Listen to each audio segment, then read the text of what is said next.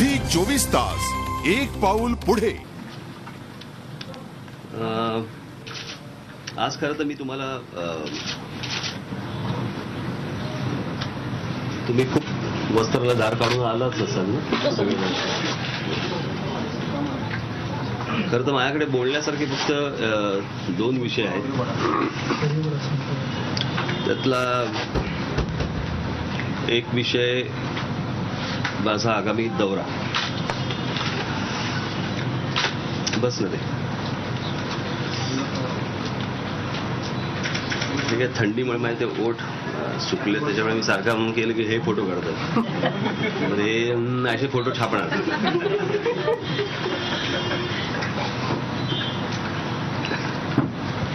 तर तो दौरा 10 तारखेपासून 10 फेब्रुवारीपासून महाराष्ट्राचा दौरा सुरू होतोय. त्याचा साधारणपणे 10ला सातारा आहे. आता हे मी तुमच्यासाठी सांगत नाहीये, हे तुमच्या या माध्यमातून जे लोक ऐकत असतील त्यांना पण कळेल. म्हणजे तुम्ही म्हणाल की म्हणजे आता पेपर द्या आणि पुढे विषय सरकवा. 11 तारखेला सांगलीला आहे, इथे पदाधिकारी मेळावे आहेत. 12 तारखेला कोल्हापूरला जाहीर सभा आहे. 13 तारखेला सिंधुदुर्गमध्ये बैठक आहे. 14 तारखेला खेड रत्नागिरी इथे जाहीर सभा आहे. 15 तारखेला रायगड 15 तारखेला रायगड इथे बैठक आहे. त्याच्यानंतर 22 तारखेला सोलापूरला माझी जाहीर सभा आहे. 23 तारखेला उस्मानाबादला बैठक आहे. 24 तारखेला लातूरला बैठक आहे. हिंगोलीला बैठक आहे. 25ला माझी हिंगोलीला बैठक आहे. 26ला परभणीला जाहीर सभा आहे. 27ला बीडला बैठक आहे. 28ला अहमदनगरला बैठक आहे. 1 तारखेला औरंगाबादला बैठक आहे आणि 2 तारखेला जालनाला जाहीर सभा आहे.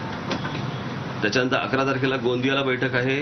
12ला गडचिरोलीला बैठक आहे. 13ला चंद्रपूरला बैठक आहे. 14ला भंडाराला बैठक आहे. 15ला नागपूर इथे जाहीर सभा आहे. 15 मार्च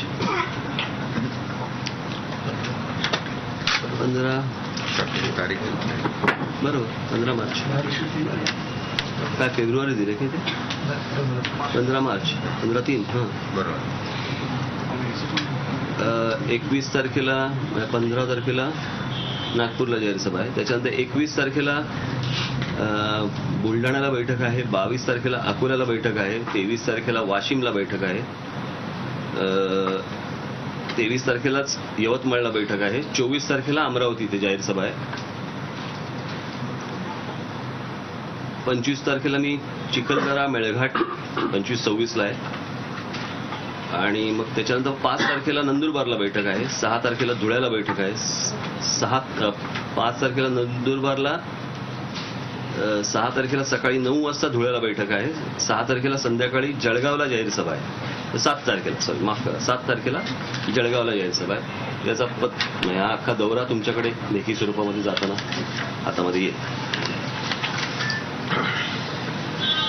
काल दहिसर इथे मी कार्यक्रमाला गेलो होतो. एक बंद करा नाही मला नाही करता येत नाही रे काही. बोलताना आपण करतो ना असं.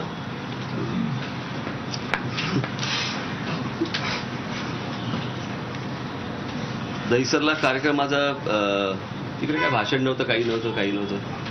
पण प्रवीण दरेकरांनी सांगितलं शुभेच्छा द्या म्हणून शुभेच्छा द्यायला मी व्यासपीठावरती आलो.